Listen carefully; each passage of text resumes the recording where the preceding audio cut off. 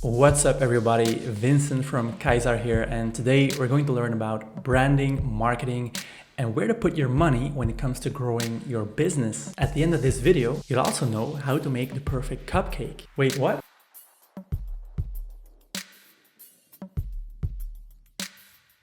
When should you invest in marketing and when should you invest in branding? These are the kind of things that business owners need to decide when growing their business.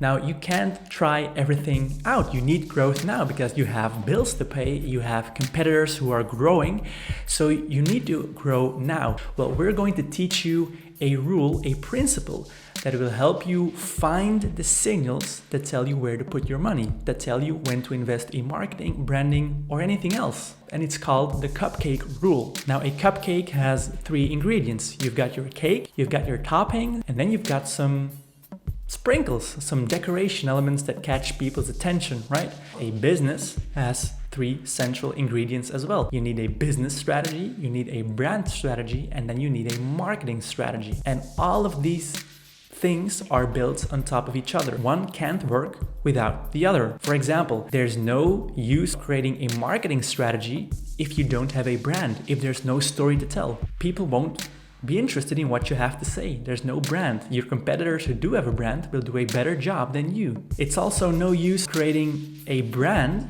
around a business that doesn't really solve anyone's problem, right? So remember, all of these 3 ingredients are built on top of each other. One can't work without the other. That's the cupcake rule. The cake is only as good as its ingredients. Now let's look at each layer of the cupcake, starting with the first one, your cake. The business strategy. Your business strategy should answer the following questions. What problem do you solve?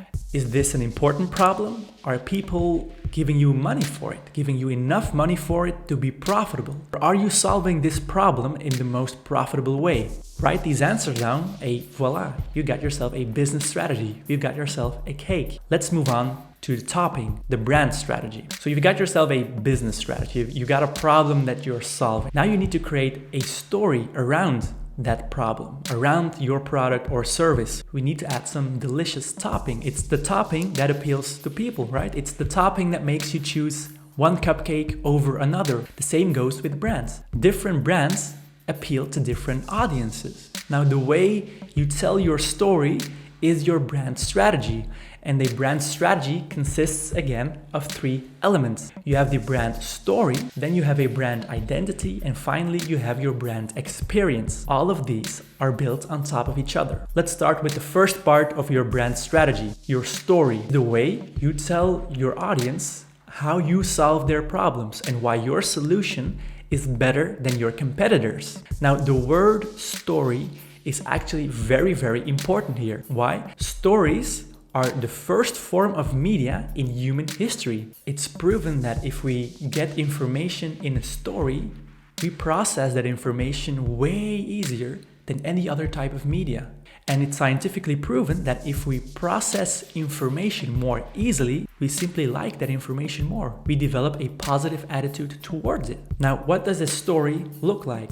A classic story has 4 main elements. First, there's a hero. Second, there's a villain who is causing the hero to struggle with something. Third, there's this game changer, this magical item who suddenly helps the hero change their fate. And then finally, there's the moment of triumph where the hero succeeds in their mission. Find a way to tell people a story where they are a hero struggling with something, where there's a villain that's keeping them from being happy in some way. Tell them how your solution is the game changer they need to triumph. That's it. Why does this type of story work best? Well, it's the story that we grow up with by reading fairy tales and watching Hollywood movies. This is the classical story format that everyone knows. So if you can tell this story to your audience, people will process your information, your brand, more easily than other brands.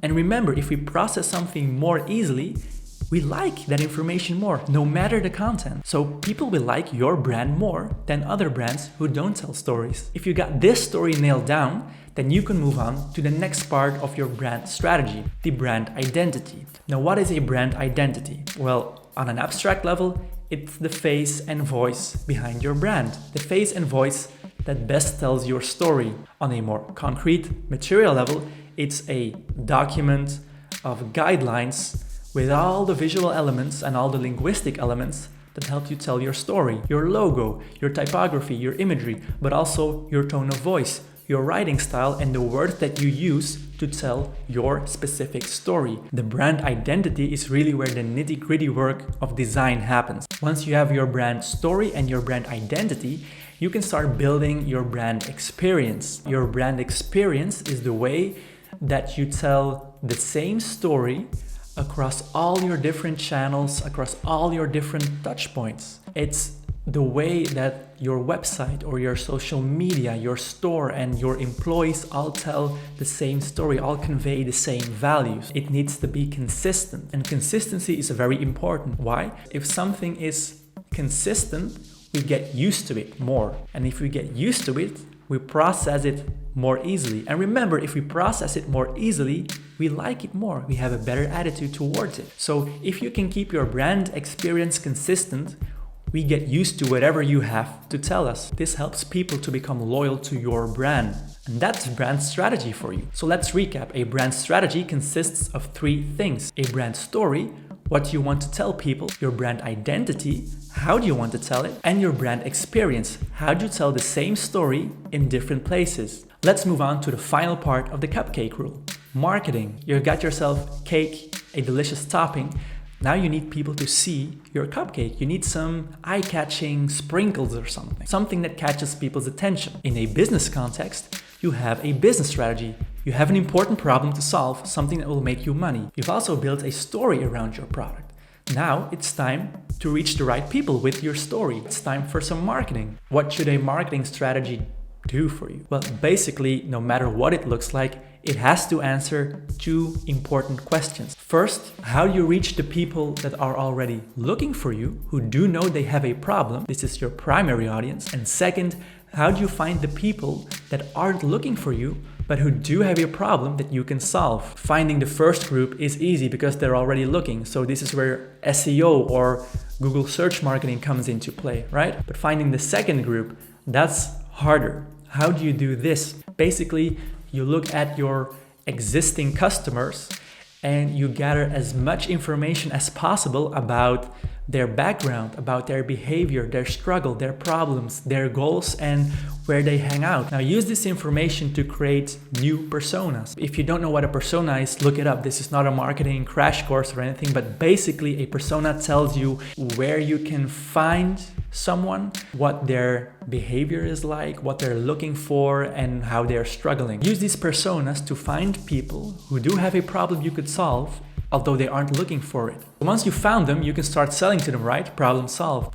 Not quite. Remember, these people don't have a problem, so it's no use selling to them. They won't be interested. Before you can sell a product or service, you need to sell a problem.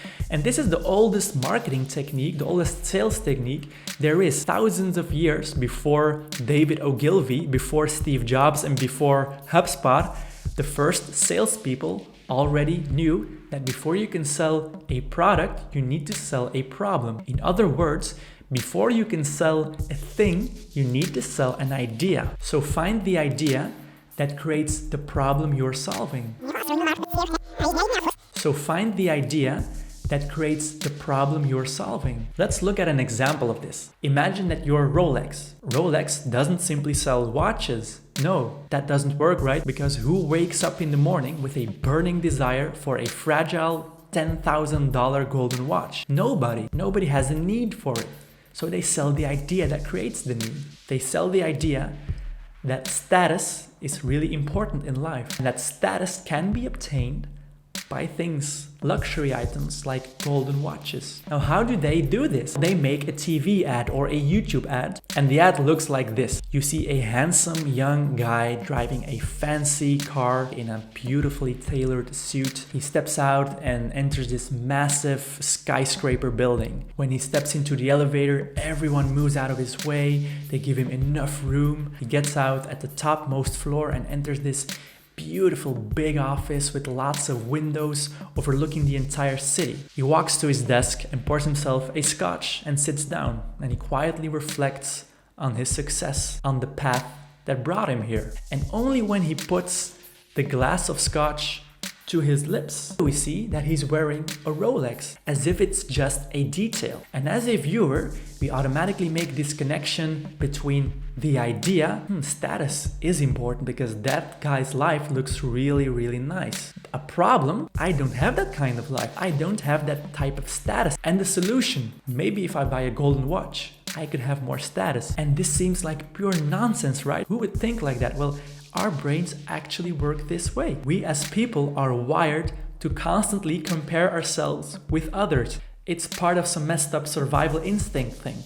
So find the idea that creates the problem that you can solve, the idea that creates a need for your solution, and sell this idea. Create tons of content around it, blogs, videos, find influencers whose personal brand matches the idea you're selling. That's what all the big brands are doing nowadays. Now let's look at another example, a completely different company in a completely different sector. Let's look at HubSpot. HubSpot is known for all of its content around inbound marketing. Inbound marketing means that instead of you reaching out to your audience, you let your audience come to you. You do this by creating lots of good content, different types of content, promoting it on different channels, and then analyzing every one of your channels and content types. Sounds good, right? Sounds like a smart way of doing marketing. You're sold to the idea and you want to start doing inbound marketing. Now guess what? It turns out you need a lot of different tools, a lot of different software to do inbound marketing, but you don't really have the time to manage all these platforms or all these people. Congratulations, you have a problem. Now, it just so happens that HubSpot is selling a platform that does all of these things for you. Lucky you. You see what just happened? Good. Now apply it to your business. Use this in your marketing strategy. So let's recap. Your marketing strategy should tell you how to reach the people already looking for you and how to reach the people who aren't looking for you but could still benefit from your solution. When dealing with this second group, you need to sell the idea first that creates your problem or that creates the need for your solution. That's it. We've looked at every layer of your business. Now you understand how business, branding, and marketing in the end all work together to create growth for your company. That's the Cupcake Rule. Now, how do you know when you should put money in branding or marketing? Let's look at some typical business problems where either your branding or marketing just isn't working for you. Scenario A, I call this all love but no growth. Imagine you have some customers and they keep coming back. They're really loyal. Sometimes you can even upsell to your customers, but still you aren't really growing your business. Every month, your revenue kind of stays the same and you're disappointed and confused because your customers love you. They keep coming back. So why aren't you growing? Well, first of all, it seems that both your business strategy and your brand strategy are working because obviously you're solving people's problems and they're willing to pay you money for it. The fact that they keep coming back to you also tells you that they choose your brand, your story, over your competitors. But what about your marketing? It sounds like you're only reaching existing customers. You're not getting enough new customers. Maybe you're only reaching those people already looking for your solution. Maybe you're not reaching the people that aren't looking for you, but actually could benefit from what you have to offer. Find out how to reach those people in your marketing strategy. Maybe this will bring in more customers, allowing you to grow. In this case, a good, complete marketing strategy is the missing link. Let's look at another scenario, the close but no cigar story. Imagine you're getting lots of website traffic, lots of store visitors, or lots of B2B leads, but few people actually end up doing business with you. You're not converting anyone. Where is the leak happening? What about your business strategy? Well, it seems that people care enough about the problem that they're willing to visit your website or visit your store or contact your company via email. So you are solving an important problem, it seems. There's nothing wrong with your business strategy. Second, the fact that you're getting visitors, that you're getting leads, means that you're reaching a good amount of people. Your marketing is working for you. It's bringing in an audience. But the problem is, after hearing what you have to say, after visiting your website or looking at your offer, people aren't buying it. People aren't convinced. Maybe your story isn't right. Maybe people have a completely different experience on your website than they do in your store. Maybe your competitors have a better story. Either way, people aren't persuaded by you. So maybe it's time to look at your branding. Are you telling the right story in the right way and in a consistent way throughout all of your channels? Look into this. Maybe the leak is happening in your brand strategy. The third scenario is called the use and abuse problem. You have all the clients that you can handle, but they're making you pull your hair out because your clients have small budgets but insane expectations, which means you're working very hard for very little profit. The problem is you can't take on new clients because you have your hands full already.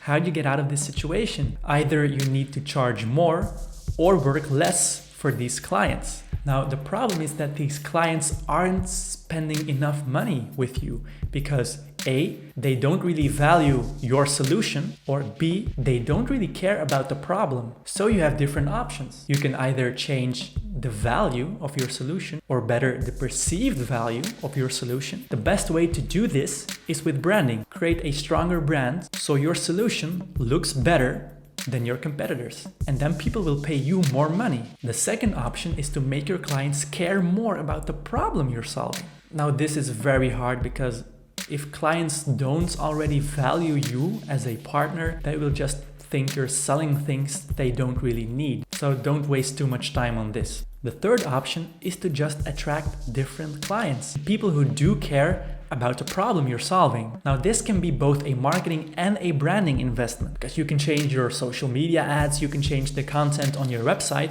but you can also dig deeper and create a new brand identity, change your visual elements, change your story, right? Now, this is the scariest option because getting new clients means letting go of current clients. But in the end, you'll make more money and lose less hair. So that's it. Now you understand the cupcake rule and you know how to spot the little things, the critters that stop you from growing your business. And remember, don't invest in expensive toppings if your dough has rotten eggs in it. Alright guys and gals, if you like this video, then drop a like, or if you don't like it, then click the dislike button twice so you're really sure that it gets through. And if you want to see more of these videos about branding, marketing, design, and just plain strategy for business, then subscribe. This really helps me make this content for free without any affiliate marketing. Now, if you are a business owner and you do want to invest in branding or marketing, then visit kaisardesign.com. I'll add a link to the description. Kaisar is my design and content agency, and we solve any business problem with design and content. We basically help businesses create